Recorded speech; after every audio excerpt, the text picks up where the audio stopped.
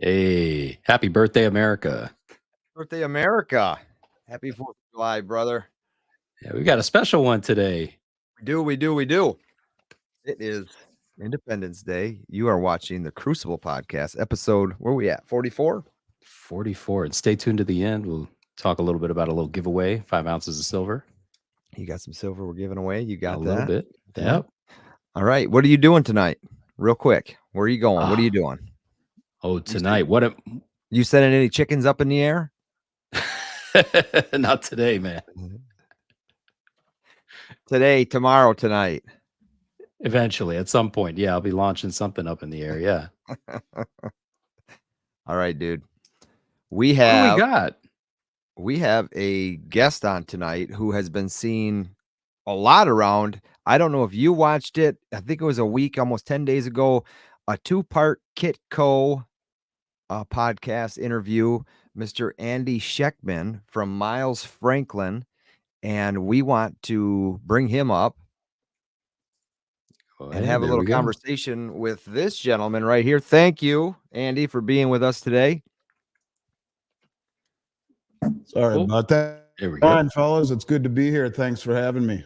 Yeah, appreciate it. Now, what we'd like you to do to start this whole thing off with, if someone out there in the YouTube land involved in precious metals doesn't know who you are or the company that you and, from what I understand, your father built, if you would do us the favor, introduce yourself and tell us a little bit about Miles Franklin before we kick things off. Yeah, absolutely. And it's a good way. I often tell this little story. It's a good way, I think, to put a frame of reference into the way that I look at gold. My father and I started this company together on a wing and a prayer in 1989, going on 35 years.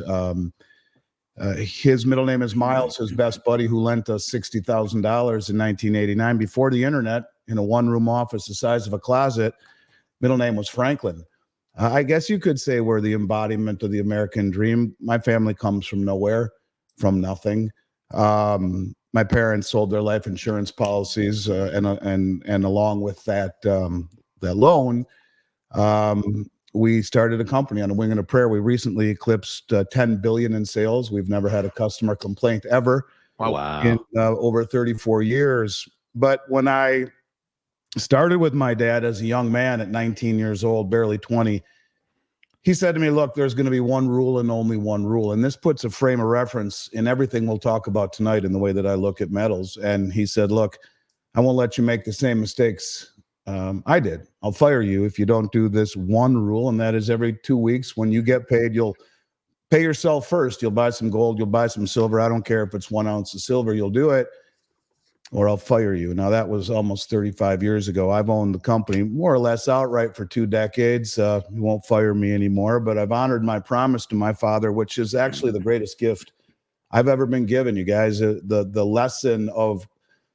allowing the laws of compounding to work in your favor rather than against you. And so for me, gold and silver are not investments. They are wealth that has outlived every world war, or 2 of them, German hyperinflation, the Great Depression, every pandemic, anything the world's ever thrown at it. And here we are, 5,000 years later.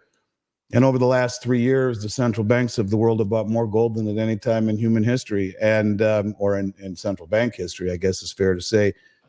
So the more things change, the more they say the same. But I guess the moral of the story is, to me, I don't tell people to buy gold and silver to become wealthy. It is wealth. If you own enough of it, sure, you'll be wealthy. But I think that is a good place to start from, is that I look at it as money, plain and simply. That's fantastic. And we know that the U.S. as a whole has kind of gotten away from precious metals and kind of delved more into fractional reserve banking and fiat currency, et cetera. I want to kind of dive in a little bit into BRICS, knowing a little bit about what BRICS is, who they are, and what they are attempting to do. In the last week, I think the Peruvian president met with China. And I know Mexico is also in talks with joining BRICS. And those are, 2 huge producers of both gold and silver, and they're right in our backyard. What implications could that have to the precious metals market? Well, massive. I mean, Peru is the 3rd largest producer of silver in the world, and they're part of the Belt Road Initiative. I do believe China is building a very advanced deep water port in Peru. The common theme of all the countries that, whether you see it on the Belt Road, which is the largest infrastructure project in human history connecting Asia, Africa, South America, and parts of Europe, the BRICS, the Shanghai Cooperation Organization, all of these unions that China is really spearheading and part of in a cooperative manner are very much not only resource rich, but also shipping lane and trade route strategic. It's huge. And if you look at how important commodities are to these nations, their center focus on really everything. In fact, as it is right now, there was a meeting in Novigrad last week or 2 weeks ago that the Saudi crown prince actually turned down at the same time the invitation to the G7 and sent his delegates to the meeting in Novigrad, where 59 countries said they're going to apply to BRICS. But as it is right now, just with the 10, they already have a larger swath of human population, of global GDP, of military might, with 2 of the 3 largest nuclear arsenals on the planet. They control the majority of all of the rare earths. In fact, JP Morgan just wrote a report saying that China produces roughly 80% of all the rare earths, but refines 100%. The Chinese bought the London Metals Exchange, which is the exchange that trades base metals, copper, zinc, lead, steel, that kind of stuff. They're striking deals all around the world in commodities, whether it be soft like corn and soybeans and wheat, or hard like base metals, or strategic like precious metals. And it's a trend that we see growing by the day. And what just came out of this meeting in Novigrad, to me, is something we should talk about. I think it is a massive, massive, massive game changer. This is my focus. I have talked about this stuff for almost 4 years and in about 4,000 YouTube videos, all on this topic. But what we see right now, what just happened with Saudi Arabia becoming a full participant in Project Bridge, and the announcement by the head, Delma Rousseff, the head of the BRICS New Development Bank, that in principle they've agreed upon a settlement currency called the unit. And what it implies and what it's all about is the beginning of the end of the dollar hegemony. And in fact, we could argue that's already over. Yeah. Perhaps the chipping away at the dollar supremacy. And I don't think there's anything more important, you guys, to talk about on a macro scale than what's happening with the BRICS and the de-dollarization, the de-treasurization, and the way that we are looked at on the global stage. Right. And for somebody who's just tuning in and they're unfamiliar with what a CBDC is, can you get into that a little bit? Sure. And that's part of Project Bridge. A CBDC is a central bank digital currency. The Bank of International Settlements, which is the most powerful bank on the planet, who seems to have their finger in a lot of the things I'm talking about, really wanted every country to have a operational CBDC by 2025. The United States is not immune to that request. The number 2 economic advisor to the U.S. government is a woman named Lael Brainerd. Interesting lady. She spent time at the Treasury. She worked at the Fed underneath Powell. She was number 2 underneath him. When he was up for reappointment after Biden took office, she ran against him, ended up becoming vice chair, and she worked with MIT in the development of the United States CBDC when Biden signed an executive order to fast track its development. And she just ran point for the issuance of FedNow, which is out there. And there's I don't know how many, half a dozen banks or so that are piloting it. And it's Venmo and Zelle on steroids backed by the Fed. It would replace, in theory, checks and wires. It's instant settlement, just like that. You go to a car dealership, you sit there for 2 hours negotiating, and instead of getting up and having to go to the bank to send them a wire, I just FedNow you, it's in your account. That's the premise of it. If somehow the Democrats win the next election, she will be the head of the Federal Reserve. It is my opinion. She's a modern monetary theorist. She wants a central bank digital currency, but we are seeing central bank digital currencies pop up everywhere. The digital yuan, as an example, is being used quite a bit over Project Bridge. And what we are seeing happen is, for example, they will pay the Saudis in in the digital yuan for oil that is then immediately convertible back into the Shanghai Gold Exchange for gold bars, kilo bars, and a cash and carry exchange. And I think it's very important to really understand what gold is to understand that the BIS, the Bank of International Settlements, in 2019 reclassified it as the world's only other tier 1 reserve asset. And that's a big deal, right? For 70 years, it was the US dollar and US treasuries. And then out of nowhere, well, the BIS reclassified it as tier 1. But before that happened in 2017, we saw several banks, starting with the German Bundesbank, say to the world, give us back all of our gold. The Bank of Austria, Hungary, Turkey, Poland, the Czech National Bank, all of these banks that give us back our gold. And well, when this happened, when we saw this happen in 2017, it was in the midst of a 6-year downdraft in gold. It was unusual that these central banks were making such a big deal about getting their gold back. The following year, those same banks in 18 bought more gold as a group than they did combined in the previous 60 years combined. 2019, they bought 100% more than they did the year before. And then miraculously out of nowhere, the BIS said, oh, by the way, guys, gold is now a tier 1 asset. And we are seeing their footprint in something even bigger than that right now, which we'll get to as it relates to CBDCs and Project Mbridge. I think it's also important to understand for your listeners that, when we ask what makes the dollar, what makes the dollar the world reserve currency, it's had several cycles. The first would have been in Bretton Woods, New Hampshire at the end of World War II when we took over for the pound sterling and our dollar was backed by gold, where foreign governments could exchange those dollars at a fixed rate of $35 an ounce whenever they wanted.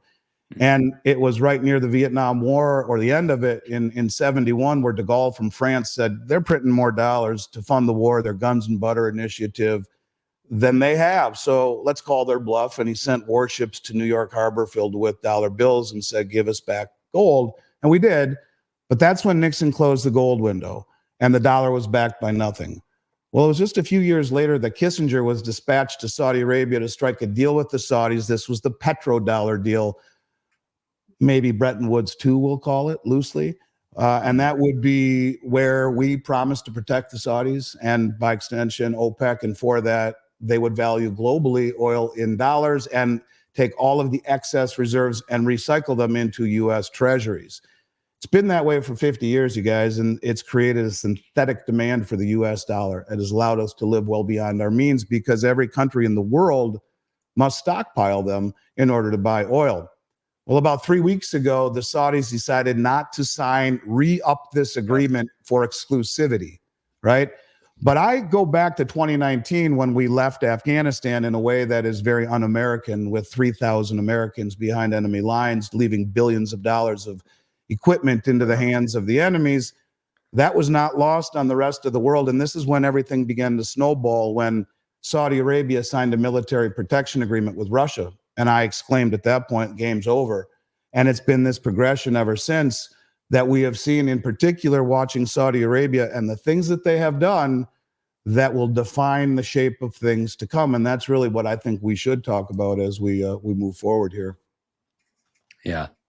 And so, for instance, Saudi Arabia, I guess my question is, was that agreement, the OPEC agreement, was that set in stone that the trades had to be conducted in dollars, or were they still allowing it as just wasn't as common to occur in other currencies? Well, it was like pretty much a given.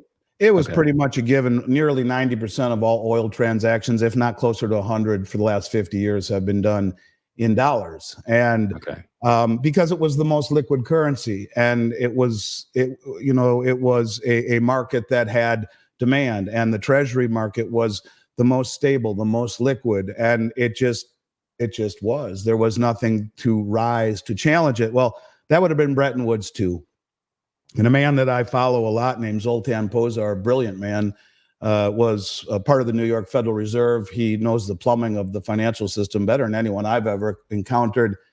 And now he works at UBS. He says we're now in Bretton Woods 3, a system that will be all about transparency. To me, I view that as blockchain and commodities. And if you look at the amount of commodities that are being accumulated, it becomes very concerning. But going back to the Saudis, so, they they sign a military protection agreement with Russia. A few days after that, so does Nigeria, another OPEC producer. And subsequently, over the last couple of years, we've seen Saudi Arabia join the BRICS join the Belt Road Initiative along with every single OPEC country. And this is when I really started digging into this. I'm like, well, that's not good if every OPEC country is on the Belt Road, every one of them. And, you know, shortly after that, they joined the BRICS. They applied and now have been formally admitted last year. They joined the Shanghai Cooperation Organization, which is the largest regional financial and military organization in the world. They joined the BRICS New Development Bank. And then they told the world that we will take other currencies for oil while at Davos last year. And that was really very shocking, but not as shocking as actually not re-upping the Petro agreement. Now, if you realize Zoltan says this is all about commodities, Bretton Woods 3, I'm going to show you just how crazy this is becoming. And, you know, what Saudi Arabia just did the other day in becoming a full participant in Project Mbridge is a massive deal. Project Mbridge is a cross-border digital payment system that was developed by China, Hong Kong, United Arab Emirates, who was also admitted into the BRICS last year, and Thailand. And sorry about that. They always do this. It goes without fail. Anyways, Project Mbridge is also backed by the Bank of International Settlements, the same group that said gold is a tier 1 asset. And while at this meeting in Russia, in Novograd, 2 weeks ago, the Russian finance minister, who really turned me on to the fact that, 3 years ago, Sergei Glaziev said, look, the BRICS will have a currency that will be a basket of commodities and a basket of local currencies. And for 3 years, I have said that is what's going to happen. It just makes great sense. I think he's kind of narrowed it down to gold as the only tier 1 asset in that basket. And he has come out, and he and Putin and Delma Rousseff, the head of the BRICS and Development Bank, came out and publicly said, in principle, we've agreed upon a new currency for settlement called the unit, and it will trade on Project Mbridge.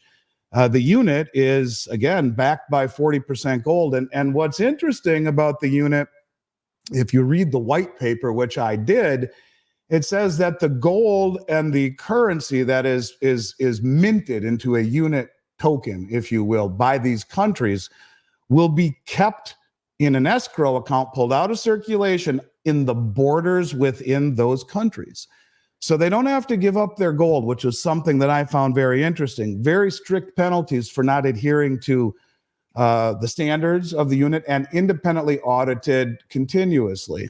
Now, what's very interesting when you realize the implications of all of this, over the past 2 years, we've seen, Germany, Austria, Slovakia, Argentina, the Netherlands, Saudi Arabia, Hungary, Belgium, Egypt, Senegal, Romania, Nigeria, Poland, Ghana, India, Turkey, France, Serbia, Venezuela, Algeria, Cameroon, South Africa, and Czechoslovakia all repatriate their gold from the New York Federal Reserve and the Bank of England.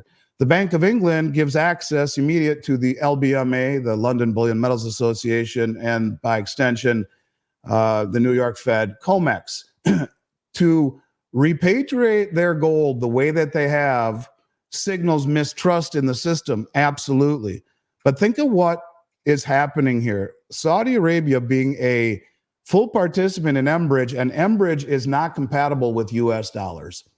And if indeed the BRICS are going to issue a common settlement currency where Mbridge allows all of these countries to maintain their monetary authority, to be autonomous from a common currency like the US dollar, each country will be able to take on their economic affairs for themselves, use their own central bank digital currency, for which they will have to be prudent in the way they employ monetary and fiscal policy so that it doesn't distort their ability to mint these tokens, the unit tokens, which will be 60% currency of the current currencies involved in the BRICS countries and gold. And it will be kept at home. You look at India, they just purchased 1.5 times the amount of gold in the first 4 months of 2024 than they did all of last year, and they repatriated all of it, along with 100 metric tons that they've held in the Bank of England since 1991. So what we are seeing right now is a situation where gold is being remonetized across the globe, and it will be part of a new settlement system that the BRICS will introduce. There is a special meeting in China in September to go over the unit with intentions of issuing it or having the perhaps the rollout in the big meeting in October, where 59 more countries have already applied or say they are going to formally apply. On top of Brazil, the original BRICS being Brazil, Russia, India, China, South Africa. Last year we saw Egypt, Ethiopia, Iran, Saudi Arabia, and the United Arab Emirates join as full participants. So this is a trend that is growing.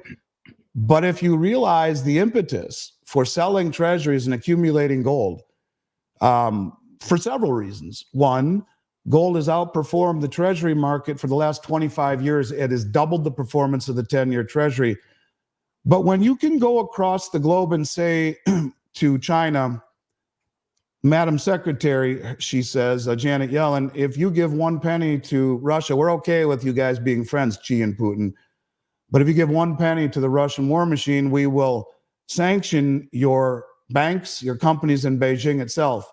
Never mind that we've given $260 billion to the Ukraine and Stinger missiles and F-16s and the intelligence on where to fire said missiles, but we don't count. So the rest of the world looks at the United States as hypocritical and tyrannical, and a country that is accumulating $1 trillion in debt per 100 days, where it took 200 years to do it the first time. So all of these countries are massively stockpiling gold and repatriating it from the centers that they've held it forever. And they are selling treasuries, which is propping up the long end of the bond market, and buying gold at a level no one has ever seen before and repatriating it. Now, one last piece to this puzzle is we keep hearing the head of the Dutch National Bank keeps talking about the gold revaluation account. In fact, he just publicly said again, our balance sheet is turning negative, but we have the gold revaluation account. We have 20 billion euro in the gold revaluation account. Every single central bank holding of gold across the globe is held in an account, ironically called the gold revaluation account. And basically what he's intimating is that all they need to do is revalue gold to a very, very high level, because as it is right now, the rule says that they are not allowed to offset gold that they hold on their balance sheet against liabilities. So they have gold as an asset on one end in their asset, and the revaluation account for the exact same amount in the liability side, they offset, i.e. balance. All they need to do is change that rule and revalue gold. Now, people say that that's crazy. Well, that's exactly what Roosevelt did right over my shoulder when he confiscated gold and devalued the dollar by 40%, thereby increasing the value of gold by 40%. We're seeing right now in China, silver is being priced almost $4 an ounce higher in Shanghai on the metals exchange than it is on the COMEX or the LBMA. We just saw the formation of the BRICS grain exchange. I want to read you one thing about this, because it all underscores they understand what's happening. Basically, it says the ministry insists that the BRICS countries are the largest grain producers and exporters, but have no leverage to influence the prices of the agricultural commodities critical for their food security. The BRICS commodity exchange will solve this problem. Moscow seeks to move away from trading grain for US dollars in favor of national currencies of the BRICS member states, as global prices are primarily determined on the Chicago Commodity Exchange. So they understand that the prices are, whether it be of metal, which is being drained out of the LBMA or the COMEX, or the commodities, which is valued on the COMEX, they understand what we have been doing. And so they are building exchanges across the globe for commodities. They bought the London Metals Exchange, which is the largest exchange for base metals on the planet. They're striking deals all across the globe. They're buying gold at levels the world has never seen, which is what? The only other tier one asset. And they are repatriating it, bringing it home, removing it from the Bank of England and the New York Fed. And the dollar is not compatible with Enbridge. Saudi Arabia is a full participant in MBridge. The BRICS are going to use this new settlement currency. Every one of these countries has been stockpiling dollars and treasuries, and guess what? Now they don't need to. And so if indeed the Dutch central banker, the head of it, is correct, and they do revalue gold, let's say all of a sudden these exchanges in Moscow, in Dubai, in Shanghai, which, by the way, over the last 75 days has seen the increase in volume on the Shanghai Metals Exchange increase by 200%, effectively now the second most actively traded metals exchange on the planet, surpassing the COMEX. If they revalue gold to a level, let's say 5,000, 10,000, who knows what it is, it would make sense because you've seen all of these central banks massively accumulate gold. At the same time, they're accumulating debt. All they need to do is revalue gold, and this is part of a new system. It is a tier 1 asset, the only other one. And so if you put all of these dots together, my guess is that we are on the precipice of some very scary things where the world realizes that they don't need to stockpile dollars anymore, and it would be in their best interest to stockpile gold because it will be part of a new settlement currency where the major producers of energy and commodities on the planet will be trading in it, not in US dollars, and not putting the excess into US treasuries anymore. So yeah, it is a big deal, you guys. In fact, I think it's the biggest deal of all of our lives in this country, because if we lose the petro status, things get very, very scary as everyone on the planet dumps dollars. And as that happens, and all those dollars come flooding home and hit our shores, the byproduct of that inflation is a spike in interest rates. You can't have 15, 18% inflation and 5% interest rates, your currency dies. But what would 15% interest rates controlled by the market, not by the Fed, what would that look like? Well, that's the Great Reset. That's the Klaus Schwab moment where stocks, bonds, real estate, the banks that are over leveraged and undercapitalized, the insurance companies loaded with treasuries, it all collapses along with the dollar. And the reason that I have been following this path is that you can't make it up that the lead economic advisor for our government is a man named Jared Bernstein, who advocates for the loss of the petro status. Many of your listeners may have seen his bumbling rant on Twitter, how he tried to explain money creation and bond sales, but he advocates for losing the reserve status. So by weaponizing the dollar and stealing the Russian assets, let's call it what it is, to buy munitions to give to the Ukraine, the country that Russia is fighting in a war, we took 5 billion of their assets to sign an executive order to go green. You couldn't, in my opinion, initiate a departure from the dollar as the petrodollar any better than they did. And the question is, why would they do this? And that's, we can get into that, but I think this is too stupid to be stupid. Everything they have done, whether it be outside our borders or inside our borders, with immigration, with the elections, with the judicial system, all of these things have question marks around it, with lawlessness in the cities, with all of the things that, on top of producing $1 trillion in debt every 100 days. And you guys, 1 trillion seconds ago was 31,688 years ago. And we have printed 12 trillion in debt in the past 4 years. That's more than every bit of debt we've created in the history before. So yeah, things are about to get real interesting. And I think people have no idea how interesting it could potentially get. Now, taking everything you just mentioned, are there any arrows in the United States quiver left to salvage this, to prevent it from getting to the tipping point where, this BRICS currency takes over and, gold steps up into its rightful place and the dollar is dethroned? What else can the U.S. do to either prolong this or prevent it from happening altogether? I don't know. And that's the truth. I don't know if we've crossed the Rubicon. They talk about a $35 trillion debt, and that's pretty bad. But what about the 99 trillion shortfall in Medicare Part B and the $22 trillion shortfall in Medicare Part D and the $77 trillion shortfall in Social Security, along with government and military pensions? We're broken. We're insolvent. I've been, ever since I moved here from Minnesota, I've been besieged, especially this time of year, with Florida allergies. Never had them before, and they hit me really hard sometimes at night. My eyes start to water. It's here's the deal. Do you know what the largest asset is of the U.S. government? I would almost say people. No. The largest asset of the United States government balance sheet is student debt of $1.6 trillion, as sickening as that sounds. We have $5 trillion in assets. The government does, not the country, but the government does. $5 trillion in assets, the largest being student debt of $1.6 trillion. We are broke. We are insolvent. And what I'm saying to you is, why would they do this? So my mentor, Richard Russell, used to always say 20 years ago that the Fed is backed into a corner, having already created $17 trillion in debt at this point, that they have two choices: to inflate or default. Inflate or die, he always used to say. Well, what about the third option? And that is to create a villain, to find a really big, bad boogeyman, Xi Jinping, Putin, and OPEC. Because if you look at it, the interesting thing is, the unfunded liabilities, Medicare, Medicaid, Social Security, government, military, pensions, who's that owed to? That's us. It's owed to the American people. Sure. The $35 trillion debt, roughly $7.5 trillion is owed to foreigners. But who's been selling all the treasuries and buying gold? Oh, yeah, that's them. That'd be China, Japan, Saudi. Japan is at a crossroads. They're probably gonna have to start dumping treasuries to save their currency, or they're just gonna collapse.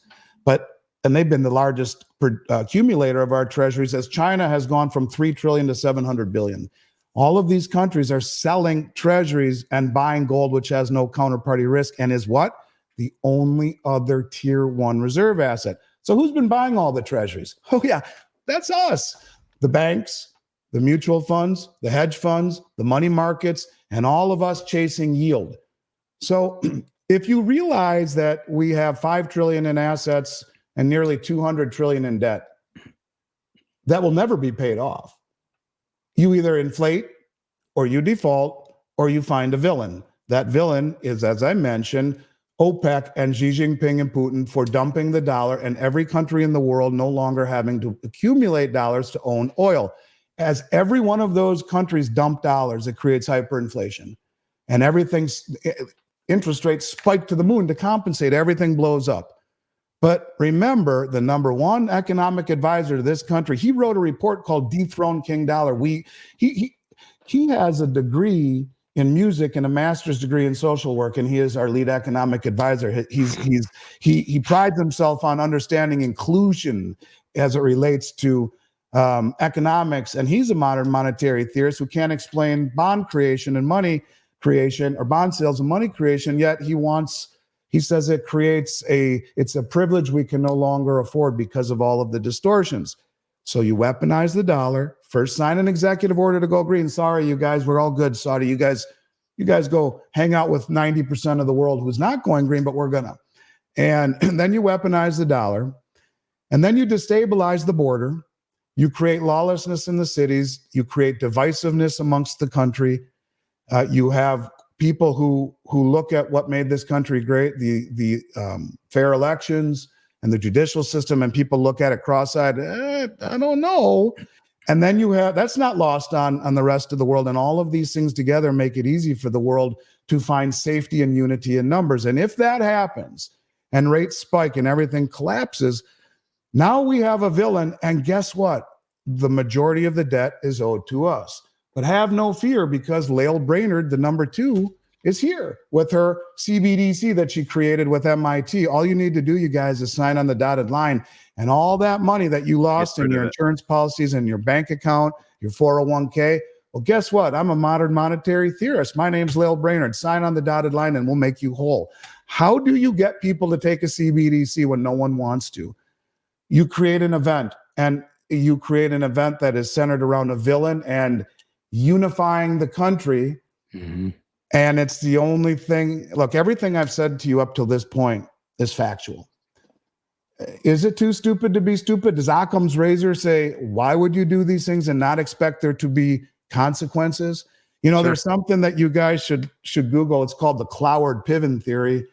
And the Cloward-Piven theory was a theory. It was a class taught in Columbia University by a husband and wife professor, Cloward and Piven, in Columbia University in the 60s. And it's, I'm going to put my glasses on here so I can give you the exact definition of it. But guess who went to Columbia University in the 60s and shortly thereafter? Would have been Obama, would have been Jared Bernstein, Madeleine Albright, Bill Barr, Eric Holder, all sorts of these politicians. But here's what the Cloward-Piven theory says, and you tell me if this sounds familiar. The Cloward-Piven theory is a political strategy outlined by sociologists and political activists Richard Clown and Francis Piven in 1966 article titled "The Weight of the Poor: A Strategy to End Poverty," published in the magazine The Nation. Again, they were also professors at Columbia. Anyways, it is aimed at creating a political crisis by overwhelming the U.S. welfare system with demands, thereby forcing reforms and the implementation of a guaranteed national income. Key elements. 1, overloading the welfare system. The strategy suggests that by enrolling large numbers of people in welfare programs, in particular in the large cities, the system would become overwhelmed and eventually collapse. This would create a political and social crisis that would necessitate substantial reforms. Well, the inner cities and the influx of 18 million people, that does the trick. The goal was to generate a crisis significant enough to push the government to adopt more radical measures to address poverty and inequality. Jared Bernstein and Lael Brainerd both talk about inequality and inclusion in their bios in terms of their economic policy. Advocating for a guaranteed income, Cloward and Piven proposed that the ultimate solution to the crisis would be the implementation of a guaranteed annual income for all citizens, ensuring a minimum standard of living and reducing poverty.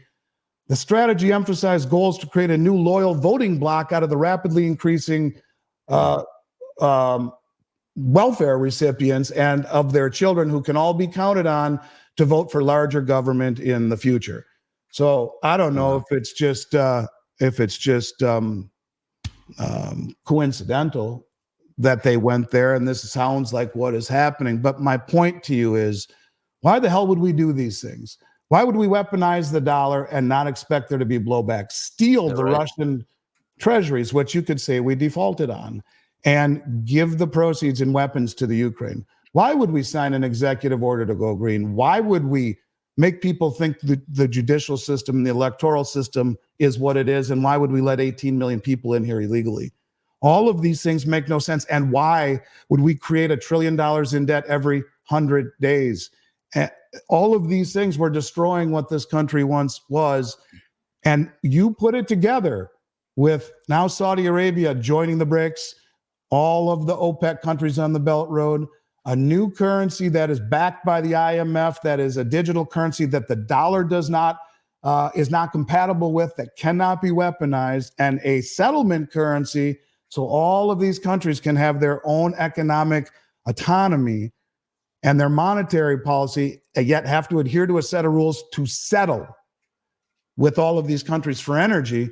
And all of the commodities that are being accumulated by these folks, rare earths, precious metals, base metals, soft commodities like wheat and corn, they're building the BRICS grain exchange.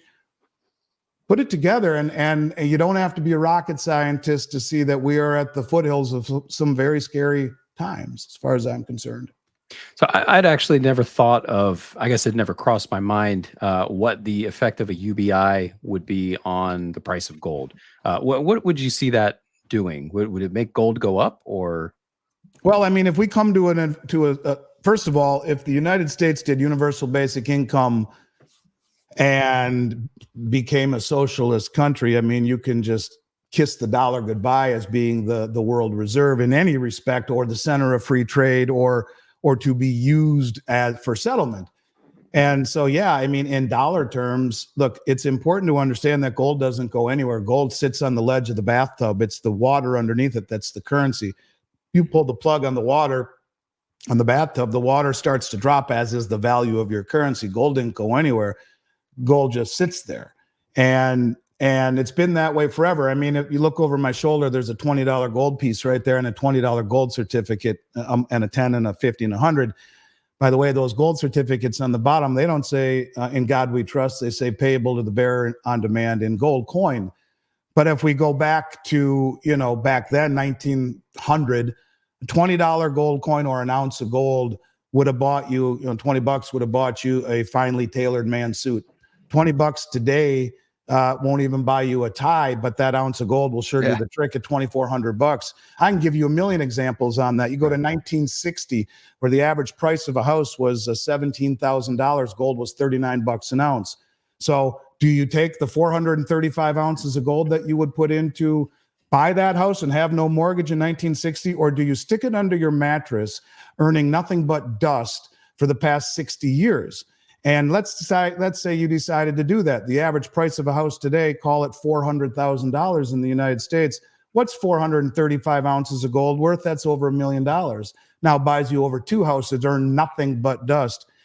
And when you look at what gold has done since 2000, it's averaged 9.9% compounding per year, outpacing everything except Bitcoin, which started from zero, but even outpacing the S&P 500 with dividends reinvested. It's the tortoise, not the hare.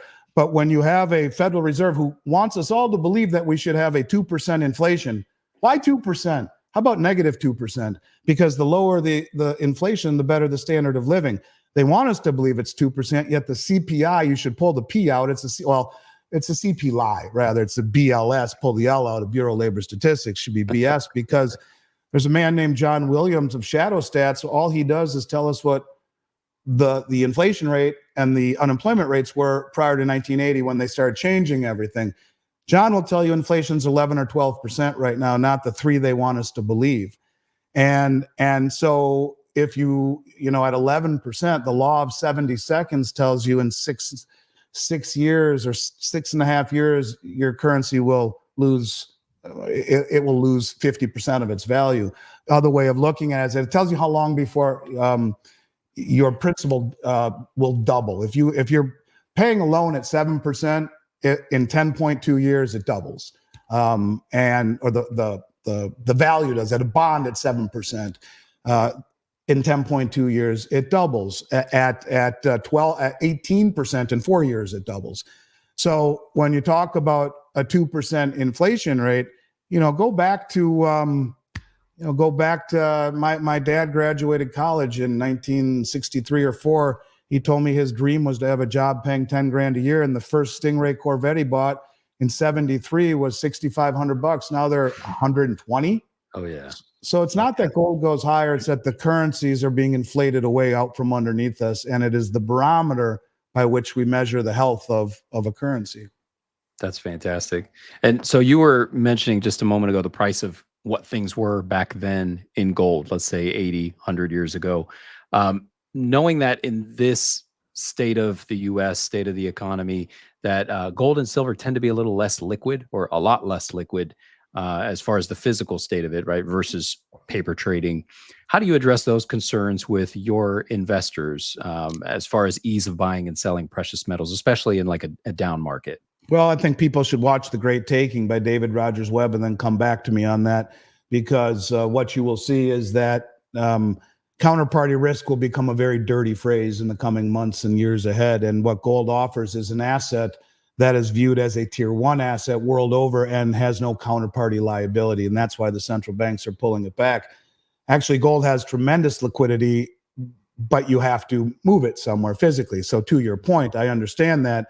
And again, that's why I would say it is not it is not an investment. It's wealth. It's not something that you want to buy and then start trading with all over the place.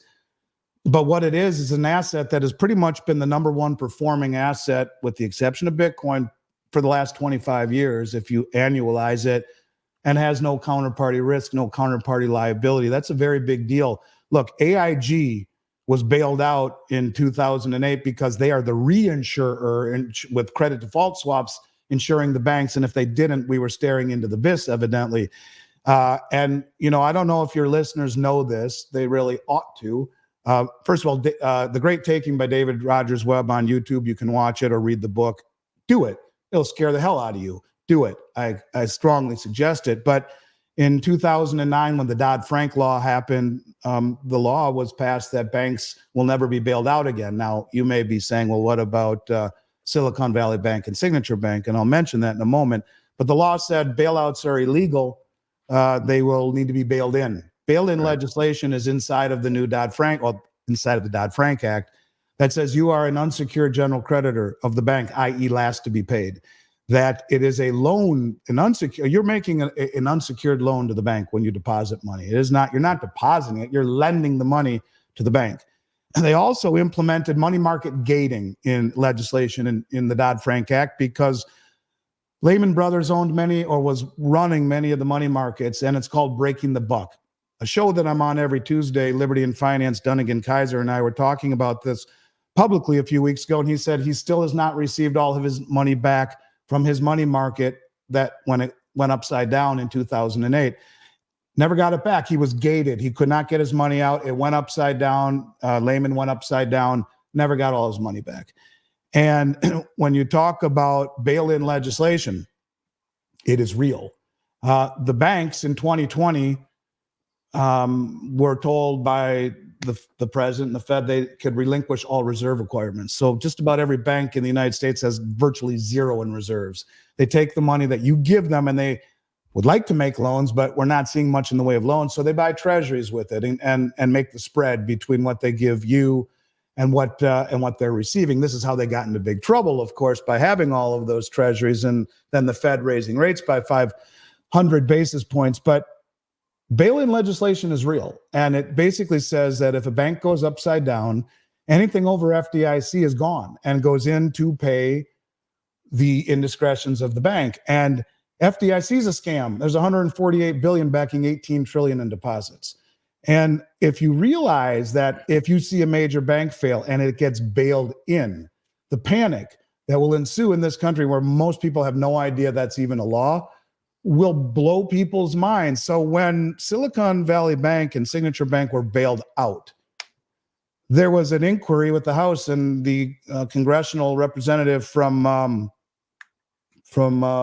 Oklahoma, I believe, said, Madam Secretary, to Janet Yellen, you just bailed out Signature and Silicon. That's against the law according to the Dodd-Frank Act. What am I missing? And she said, you're right, Senator, you're right. But it was an uber majority vote between the FOMC, which is the Federal Reserve, myself, the FDIC, and the president, because it would have blown up the system in essence. It won't happen again, most likely. Other banks will be bailed in. And she said, well, before she said other banks will be bailed in, he said, so let me get this straight. If a bank fails in Oklahoma, will my constituents be made whole? No, sir, they won't. They will be bailed in unless it is too systemic and it is an uber majority vote of the FOMC, the president, myself, and the FDIC. The bail-in legislation is real.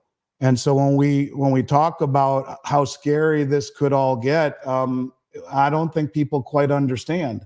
Right. Rates go high enough and you see these banks implode. And how much strain can these banks take? You know, the third largest building in St. Louis, the former one AT&T Center, 44 stories tall, third tallest building in St. Louis, was sold for $205 million in 2006. It just sold for $3.7 million. You too can own a 44-story office building in St. Louis for the low price of $3.7 million. Well, you're seeing this start to happen and spiral. It's all over the place with commercial real estate.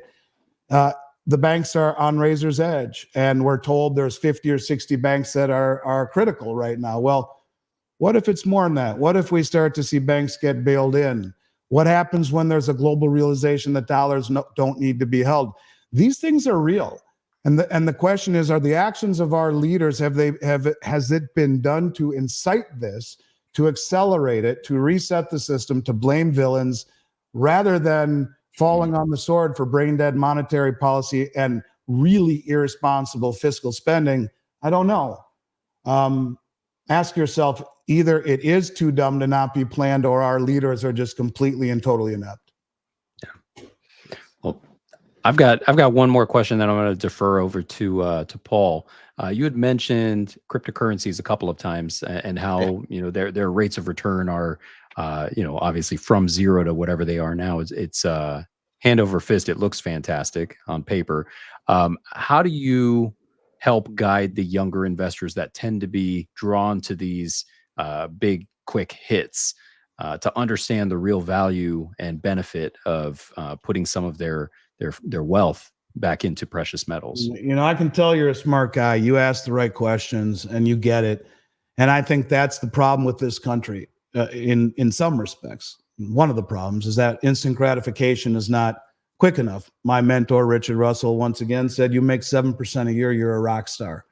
People have ignored and dismissed gold because it only has gone up by 9.9% per year. It's the tortoise, not the hare. And that's why at the beginning of this conversation, I said the greatest gift I was ever given was being allowed to understand the laws of compounding. It doesn't have to be compounding of interest, which is amazing, but the compounding of time as well. And I think cryptocurrencies have, and phenomena like Apple and Nvidia have created a illusion of markets that I've been doing this longer than anyone in my industry for 34 years. That's not how markets work. Maybe it is on some of these things now, but what it has done is created an environment of gambling and speculation. But as it pertains to the crypto communities, I was at the XRP convention recently, and I speak with Natalie Burnell and Mark Moss, Bitcoin guys, and I respect them. And I think that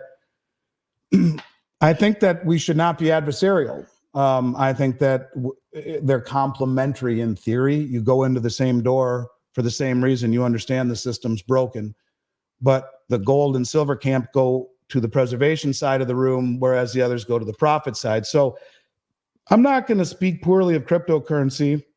I would say that it's not gold. It's not digital gold. It's a speculative investment. The central banks of the world, the most powerful players on the planet who know the playbook, are all buying gold, not crypto.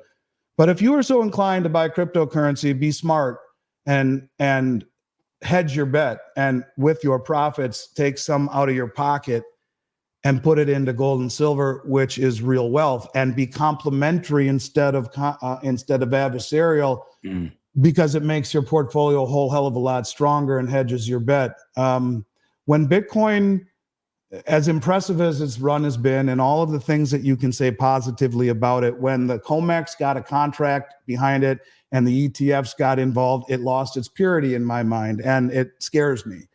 Doesn't mean I don't have a little bit and dabble in it, and some theta and a tiny bit of XRP. I mean, but not enough to where it will ever kill me if I lose it. And I think the Swiss have a philosophy that I've followed my whole career. It's 300 years old, where the base of your financial pyramid would be things like paid for real estate, gold, and cash. The middle portion, 20%. Now the base of your pyramid should be 60% or more. The middle portion would be treasuries earning 5%, or utility stocks throwing off a dividend. The top 10% would be, in my world, mining shares or cryptocurrencies, I guess. The theory is you lose every penny in the top 10, you make nothing on the middle 20. As long as you're making your steady, slow, snail-paced growth on the base of your 60, you don't go backwards. And in a perfect world, you kill it on the top, you do great on the middle, and the base is inconsequential. But it's inverting one's pyramid to speculation right now that is a very dangerous thing to do. And in particular, you look at the stock market, you got 2 or 3 stocks holding up the entire indice. And the weighted average of all of these big 3, 4, 5 stocks are enough to create an illusion that everything is great. But the stock market and the economy have detached from one another. And it's a trap in my mind.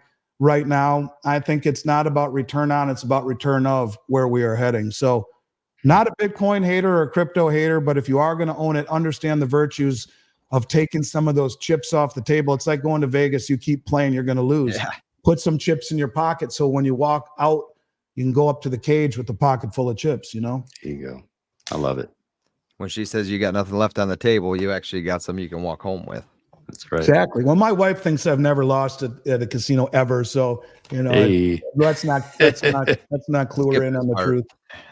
Hey, man, you are very, very well-spoken, educated man. I think everybody can realize that. You continue to do interviews like this, whether it's with us or many, many others around there. What keeps your drive going to continue to sit down with us at 9 p.m. at night on a Wednesday afternoon, or tomorrow, whatever it's going to be, or even into next week, what continues to drive you to do this? And we would love to have you back on, and we could talk Dude, I'd about love to come every back one on. of these topics that we touched on so lightly and could continue on just on a certain topic, right? But what's your drive? What is your driving force to keep you going? I come from nothing, and I'm very proud of the company I built. You know, it always bothers me. You'll get people say he's talking his book, and you know, I hate how cynical the world has become, where you know you can't build a business that your family would be proud of, your kids, your parents, that yourself. We've never had a customer complaint in 10 billion in sales. I started this company before the internet. I've spent more time at Miles Franklin than I have anywhere and in particular in my mind than I've done anywhere in my life. We've done enough business where I don't need to do this. I will tell you, I think about it all the time. Honest to God, I think about it, and it drives me in the respect that it's someday we all need to meet our maker, look our kids in the mouth or in the face on our deathbed and say, you know, I did the best I could. I tried my best. I'm not trying to be trite. I'm not trying to be sensational. I don't know what it is, but I feel that over the last 4 years, when I started doing these, I was amazed with the response. I rarely get really nasty comments on the interviews that I do. That interview you mentioned with Michelle McCory, the first one I did with her 2 years ago, at 1.5 million views, the most views that any video on Kitco on YouTube has ever gotten. Nice. And it blew me away, the response and the comments that people say. For some reason, I have the ability to, I guess, maybe take complex economic issues and try and explain them. And I don't know, man. It's kind of, it struck me that I get emails from all around the world saying, please keep doing what you're doing. You're helping me. You're teaching me. And it just turned into something that I feel, I don't want to say I'm supposed to be doing this or it's my mission. All I can tell you is that I feel that I'm doing my job. I'm doing what I'm supposed to do. I'm trying to help people best I can. And I think about putting myself out there the way that I do. It gets a little scary sometimes. Everywhere I go, people say, you're Andy Schectman. I know you. But all I can tell you, man, is I feel it's what I am supposed to be doing. And nothing has changed my life more than the 4 years that I've been doing this. I've been running this company for 34 years, but for 4 years on YouTube, my life has changed in ways I can't explain to you. And it's an amazing way to connect with people all around the world. And I guess all I can say is that I just feel that it is what I'm supposed to be doing. So I like doing these. It's a little bit tiring, and time management's tough for me, as you know. I had that to pivot a little bit on these, but I don't know. It's just something that I feel very strongly about, resonates with me in my soul, I guess. Connecting with guys like you and all the people out there, it's a special thing. That's all I can say, I guess. I don't know.